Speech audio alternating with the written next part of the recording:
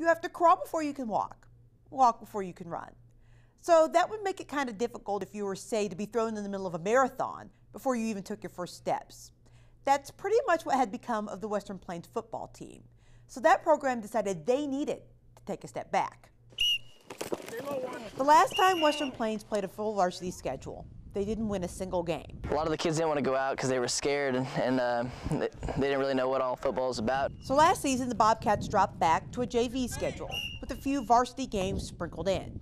It was difficult because knowing you really don't have a lot to play for at the end of the season, but it was the right thing to do. I mean, these kids have been beaten down so much lately, the last few years in all sports. And they started to get the mentality that, well, we can't win anything. But then Western Plains won a game. Just to see their looks on their faces when they actually won, and then they kept winning, it was great. 4 wins in all, a building block for this season. We won our first game, which is a plus, of course. And hopefully a cornerstone for future success.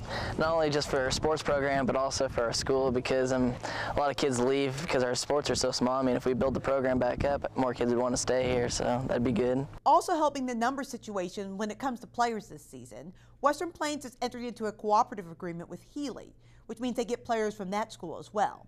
And the Bobcats will split their games between the two schools this year.